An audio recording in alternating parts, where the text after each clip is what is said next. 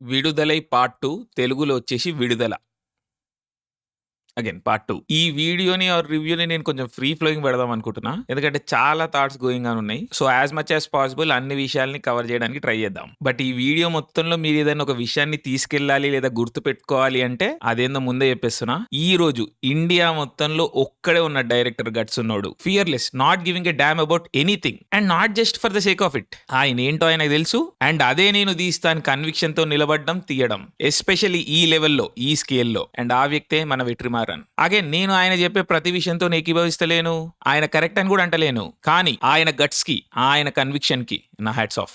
I mean amazing man. అంటే already ఒక 3-4 years నుంచి చెప్తున్నా నేను దట్ ఈ రోజు వర్క్ చేస్తున్న అందరి డైరెక్టర్స్ లో ద బెస్ట్ వచ్చేసి వెట్రిమారన్ అని. ఈ రోజు మళ్ళీ ఆ విషయం ప్రూవ్ అయింది. అగైన్ ఆయన సినిమాలు పాపులర్ కాకపోవచ్చు, డబ్బులు అంత పెద్దగా రాకపోవచ్చు, but this man is making art and real art always stands the test of time. అంతే, లవ్ యూ వెట్రిమారన్. సో ఇప్పుడు మనం విడుదల పార్ట్ 2 మూవీలోకి వెళ్దాం. పార్ట్ 1 ఎక్కడైతే ఎండ్ అవుతుందో పార్ట్ 2 కూడా అక్కడి నుంచే స్టార్ట్ అవుతుంది. అండ్ మనం ట్రైలర్ లో చూసిన విధంగానే పార్ట్ 1 ఏమో సూరి లైఫ్ మీద కాన్సన్ట్రేట్ చేస్తే part 2 majority Vijay Sethupathi life ని ట్రేస్ చేస్తా ఉంటది. అంటే ఆయన ఆరిజిన్ ఏంటి, ఆయన ఇన్ఫ్లుయెన్స్ చేసింది ఎవరు, ఆయన నీ పాతలో పెట్టిన ఇన్సిడెంట్స్ ఏంటి, ఆయన పర్సనల్ లైఫ్ ఏంటి, ఆయన ఆలోచనలు ఏంటి, ఇవన్నీ విషయాలని ఇన్సిడెంట్స్ ని మూవీ నాన్ లీనియర్ వేలో ఎక్స్ప్లోర్ చేస్తా ఉంటది. సో టైమ్ లైన్ జంప్స్ అవన్నీ వస్తూ ఉంటాయి. సో అక్కడ కొంతమంది కొంచెం కన్ఫ్యూజన్ ఏర్పడొచ్చు అండ్ ఈ పార్ట్స్ చాలా మందికి బోరింగ్ కూడా అనిపించవచ్చు. టు బి ఆనెస్ట్ నాకు కూడా కొంచెం రిడెండెంట్ గా, లెందీగా, బోరింగ్ అనిపించింది first half especially. But on some level మనం అర్థం కూడా చేసుకోవచ్చు. ఎందుకంటే విడుదలైనా లేకపోతే జనరలీ వెట్రిమారన్ మూవీస్ అనేవి యాక్షన్ బేస్డ్ ఉండవు.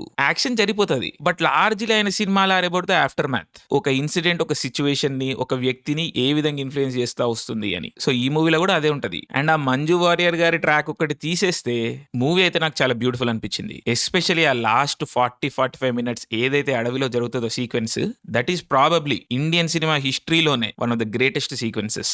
ఆయన నా మీద కంప్లైంట్ ఉంటుంది ప్రతిది గ్రేటెస్ట్ వర్స్ట్ ఇలా హైపర్లేటివ్ లో ఉంటదని, లేదా హైపర్లేటివ్ లో డిస్క్రైబ్ చేస్తా ఉంటా అని. బట్ ఇట్స్ ఓకే, నాకు అనిపించిందే కదా నేను చెప్తా.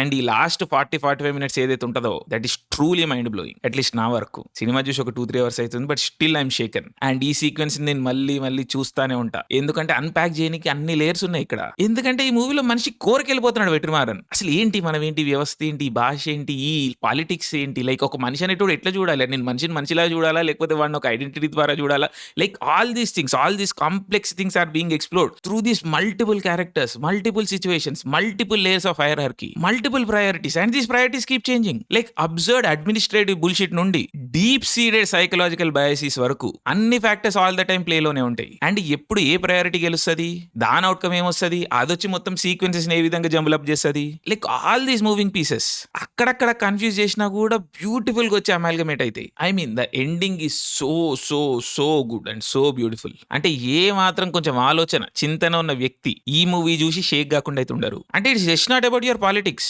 99% ఆఫ్ ద టైం నేను అసలు వెట్రిమారన్ గారి పాలిటిక్స్ తోనే అగ్రీ చేయను. బట్ స్టిల్ ఆయన ఆర్టే అంత కంపెలింగ్ ఉంటది. సో మీ ఆలోచనలు ఏ part of the political spectrum లో ఉన్నా కూడా Viduthalai series will offer you something, especially part 2. అంటే మనిషికి ఆలోచన ఉన్నా లేకపోయినా పక్కన పెట్టేయండి. ప్రతి ఒక్కరు ఒక విషయం అనుకొని వాళ్ళ లైఫ్ ని లీడ్ చేస్తూ ఉంటారు కదా.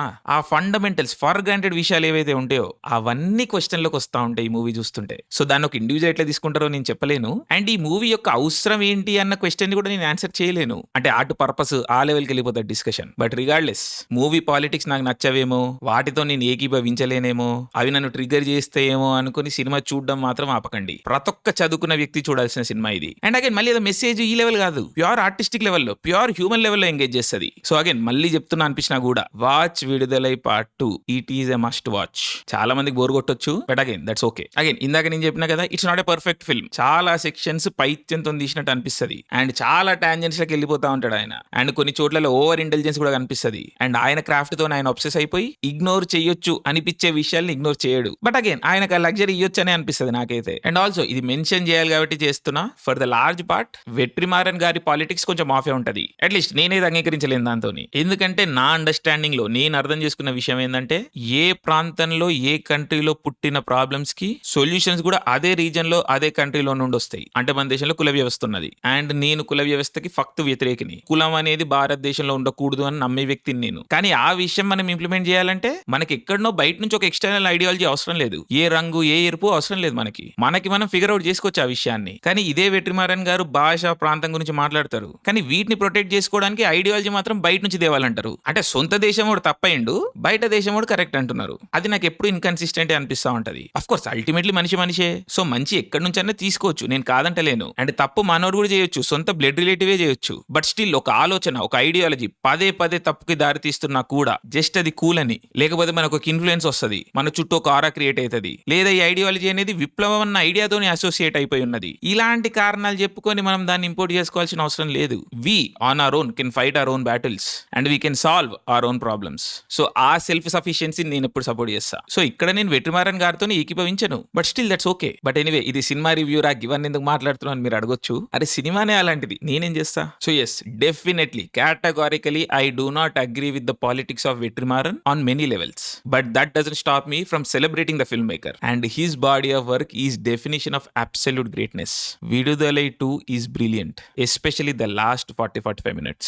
సో కొంచెం ఇంగ్లీష్ ఎక్కువైంది అని అనిపించవచ్చు, బట్ ఇలాంటి కాంప్లెక్స్ ఆలోచనలకి ఇంగ్లీషే కొంచెం బెటర్ అనిపిస్తుంది నాకైతే. తెలుగులో నేర్చుకొని వ్యక్తపరచడానికి ప్రయత్నిస్తాను. సో అప్పుడప్పుడు ఇలా లైన్ క్రాస్ చేసినప్పుడు కొంచెం ఆలోచించండి, నన్ను కూడా కొంచెం క్షమించండి, అట్లీస్ట్ అర్థం చేసుకునే ప్రయత్నం చేయండి. సో ఇంకా కొంచెం టెక్నికల్ విషయాలు మాట్లాడాలంటే మొత్తం స్టార్ కాస్ట్ బ్రిలియంట్. ఒక చిన్న త్రో అవే క్యారెక్టర్ దగ్గర నుంచి లీడ్ యాక్టర్స్ వరకు అందరూ చాలా బాగా చేసిర్రు. అక్కడక్కడ కొన్ని విషయాలు, కొన్ని ఇమోషన్స్ కన్విన్సింగ్ అనిపించకపోవచ్చు. ఎస్పెషల్లీ మంజు వారియర్ గారి ట్రాక్ అయితే నాకు వర్క్ కాలేదు, బట్ ఫైన్. అండ్ ఇంకా మ్యూజిక్ విషయానికి వస్తే ఫస్ట్ 2 hours ఇళయరాజా గారు అసలు సినిమాని ఇగ్నోర్ చేసిర్రా అని అనిపిస్తా ఉంటది. కానీ లాస్ట్ స్ట్రెచ్ లో మాత్రం ఆయనే ఇయ్యగలుగుతారు ఇలాంటి స్కోర్ అనిపించింది. I mean stunning score. Again మళ్ళీ స్టన్నింగ్ అంటే ఏదో అవుట్ ఆఫ్ ద వరల్డ్ ఉంటుంది, కేజీఎఫ్ అట్లా కాదు, కత్తకి ఏది కావాలో అదే వస్తా ఉంటది. అండ్ అది బ్యూటిఫుల్ గా వర్క్ కూడా అయింది. అండ్ ఇందాక చెప్పినట్టు ఎడిటింగ్ అదంతా నాన్ లీనియర్ గా వెళ్తా ఉంటది. ఫస్ట్ లో కొంచెం తేడా అనిపించినా కూడా లాస్ట్ కి వచ్చేసరికి ఇట్ స్టార్ట్స్ మేకింగ్ సెన్స్.